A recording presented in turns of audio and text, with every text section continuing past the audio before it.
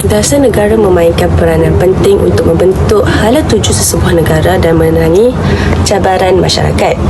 Rangka kerja komprehensif ini membimbing tindakan kerajaan mempengaruhi bidang seperti ekonomi, penjagaan, kesihatan, pendidikan dan banyak lagi. Dasar negara yang berkesan adalah penting untuk memupuk pembangunan, memastikan keadilan sosial dan mencapai kestabilan jangka panjang.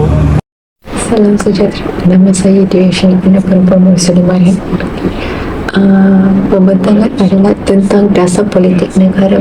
Dasar politik negara adalah menjelaskan bahawa dasar luar dapat menjaga, mempertahan dan memajukan kepentingan Malaysia di arena antarabangsa, khususnya dalam aspek politik, ekonomi, keselamatan dan juga sosial. Salah satu contoh adalah Pertubuhan Bangsa-Bangsa Bersatu, iaitu PBB. PBB dimaksudkan dengan Persatuan Bangsa-Bangsa Bersatu yang ditubuhkan pada bulan Oktober 1945 di San Francisco, Amerika Syarikat. Ada beberapa matlamat untuk PBB ini. Pertamanya adalah mewujudkan hubungan persahabatan dan dalam kalangan negara antarabangsa. Kedua adalah mengekalkan keamanan dan keselamatan antarabangsa. Ketiga adalah menjadi pusat bagi mengharmonikan tindakan negara-negara anggota. Seterusnya melindungi hak asasi manusia tanpa mengkira kaum, jantina atau agama.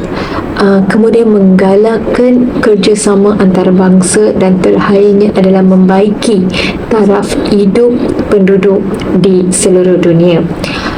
Kesemua perkara ini boleh dikatakan telah memenuhi matlamat dan hasrat wawasan negara Malaysia. Sekian, terima kasih. Assalamualaikum warahmatullahi wabarakatuh. Nama saya Muhammad Habib bin Ahmad Bukhari. Seterusnya saya akan menerangkan tentang tajuk dasar luar tentang Commonwealth. Sejarah Commonwealth merupakan lanjutan Empire British yang lahir daripada perselindangan Imperial pada akhir 1920 tahun. Selepas negara-negara jajahan British mencapai kemerdekaan, Commonwealth telah ditubuhkan untuk menyatukan negara-negara bekas jajahan British ini yang dijadikan sebagai Commonwealth atau Commonwealth adalah persatuan negara-negara yang sebahagiannya besar merupakan bekas jajahan Britania Raya. Negara-negara anggota Commonwealth bekerjasama dalam berbagai bidang seperti politik, ekonomi dan budaya. Sukan Commonwealth yang mula diperkenalkan sejak tahun 1930 adalah merupakan antara tamasya yang terpenting selepas Sukan Olimpik dan Sukan Asia yang diadakan setiap 4 tahun sekali. Tamasya ini dianjurkan oleh Persekutuan Sukan Commonwealth iaitu CGF. Tamasya ini disertai kesemua negara-negara bekas jajahan British yang terdiri daripada 5 buah benua.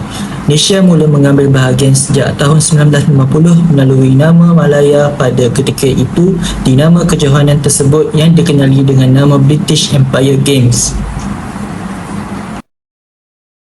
Commonwealth atau Commonwealth sahaja merupakan satu persatuan secara sukarela yang melibatkan negara-negara berdaulat yang ditubuhkan atau pernah dijajah oleh pihak British kecuali Mozambik iaitu bekas jajahan Portugis dan Rwanda bekas jajahan Belgium. Bukan semua ahlinya mengikhtiarkan Ratu British, Ratu Elizabeth yang kedua sebagai ketua negara. Negara-negara yang mengambilnya sebagai ketua negara dikenali sebagai Kerajaan Commonwealth atau Commonwealth Realm. Bagaimanapun, majoriti ahlinya adalah republik dan sebahagiannya yang lain mempunyai raja tersendiri. Contohnya seperti Malaysia, Brunei, Tonga yang mempunyai raja monarki yang sendiri. Namun demikian, semua ahlinya menganggap Ratu Elizabeth yang kedua sebagai ketua Commonwealth. Matlamat Commonwealth iaitu penubuhan Commonwealth adalah untuk mewujudkan persahabatan dan perpaduan pembangunan, ekonomi, pendidikan, pertahanan, pertanian dan perundangan yang baik antara semua negara bekas jajahan British. antara kelebihan dasar pembangunan usahawan kecil dan sederhana iaitu SME ialah ianya dapat membantu usahawan untuk mengembangkan jaringan dan memasarkan produk mereka, termasuk dukungan dalam pemasaran dan promosi bisnes. Seterusnya, kita akan mengadakan sesi bertemu bual dengan dua peniaga yang berada di sekitar ini.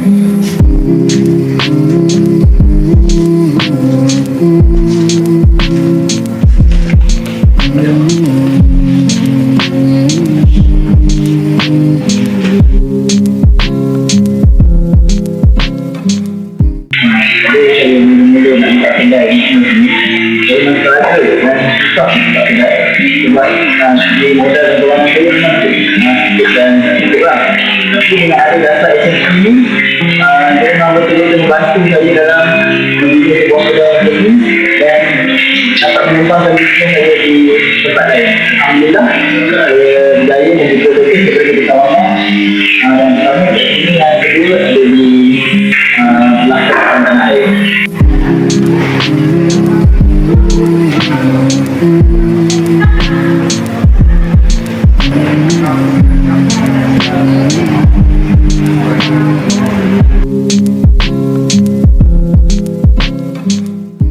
Saya sebagai peniaga sudah mendapat kemudahan seperti program pinjaman dan kredit. Ia juga dapat membantu saya memperoleh modal bagi usaha perniagaan ini. Alhamdulillah, untuk sekarang perniagaan saya semakin maju dan kewangan semakin stabil. Oleh itu, saya sudah bantu lagi kepada kewangan maupun dana daripada kerajaan. Setelah selesainya sesi membuat, dapat kita lihat bahawa di sini terdapat beberapa kelebihan dasar SME seperti pemberian dana dan subsidi, akses kewangan yang mudah dan juga pengembangan pasar dan jaringan. Sekian itu sahaja daripada kami. Terdapat dua dasar sosial negara, iaitu dasar wanita negara dan dasar sukan negara. Pengenalan bagi dasar sosial negara. Dasar sosial negara adalah satu dasar pembangunan sosial yang berteraskan nilai-nilai murni dan peningkatan keupayaan insan bagi mencapai kesepaduan dan kestabilan sosial, ketahanan nasional, dan kesejahteraan hidup masyarakat Malaysia yang maju dan mantap. Daripada pelbagai dasar sosial yang telah diperkenalkan kerajaan, antaranya adalah dasar wanita negara. Dasar wanita negara ini telah diperkenalkan oleh kerajaan pada tahun 1989, yang mana penggubalan dasar ini diwujudkan untuk membuktikan bahawa kaum wanita turut berpotensi bersama-sama dengan kaum lelaki dalam memajukan negara. Di samping itu, penggubalan dasar ini dapat memberi panduan dan hala tuju dalam merancang pembangunan negara. Rasional yang dapat dilihat daripada penggubalan dasar ini adalah melibatkan wanita dalam proses pembangunan, membantu wanita melibatkan diri dalam sosial dan ekonomi utama, dan akhir sekali memberi wanita panduan dan arah haluan supaya kepentingan dan penyertaan wanita tidak terabai. Seterusnya, objektif daripada penggubalan dasar ini ialah untuk menggalakkan pergabungan aktif kaum wanita berpotensi bersama-sama dengan kaum lelaki dalam memajukan negara, mengubah andaian bahawa peranan wanita hanya kepada sektor tradisional, mendalamkan ilmu dan taraf pendidikan wanita untuk melibatkan diri dalam era perkembangan globalisasi, dan akhir sekali memastikan tidak ada diskriminasi berasaskan jantina. Beralih kepada strategi-strategi pelaksanaan bagi membantu pihak perancang dan pelaksanaan, beberapa strategi telah ditubuhkan. Antaranya adalah kerajaan membantu kaum wanita melalui unit hal ehwal wanita atau dikenali sebagai HAWA, kemudian menggalakkan wanita melibatkan diri dalam majlis penasihat kebangsaan tentang integrasi wanita dalam pembangunan atau dikenali sebagai NASIWIT, kemudian membantu wanita mendapat nasihat kewangan teknikal daripada pertubuhan NGO seperti Perkumpulan Wanita WI dan Pertubuhan Tindakan Wanita Islam. Dasar Sukan Negara. Dasar Sukan Negara merupakan dasar pembangunan sukan untuk arah pembentukan budaya sukan dan pemantapan integrasi nasional menerusi penglibatan masyarakat secara menyeluruh. Dasar ini digubah pada 20 Januari 1988. Dasar ini merangkumi dua sukan, iaitu sukan untuk semua dan sukan berprestasi tinggi. Sukan untuk semua. Syarat-syarat persekutuan sukan antarabangsa dan jawatan kuasa Olimpik kebangsaan dan persatuan sukan kebangsaan bagi menentukan pemenang. Sukan prestasi tinggi merujuk kepada aktiviti rekreasi fizikal dan sukan yang berlaku secara spontan atau diuruskan dengan tujuan menggalakkan penyertaan yang lebih luar dan bukan semata-mata untuk pertandingan. Objektif dasar sukan negara. Yang pertama adalah menyediakan peluang dan kemudahan untuk memenuhi keperluan sosial, psikologi dan fisiologi. Yang kedua adalah mencapai tahap kecemerlangan tertinggi melalui semangat kesukanan yang harmoni. Yang ketiga adalah membangun dan meningkatkan pengetahuan dan amalan sukan untuk faedah sosial individu. Dan last sekali adalah mewujudkan masyarakat yang sihat, berdisiplin dan bersatu padu.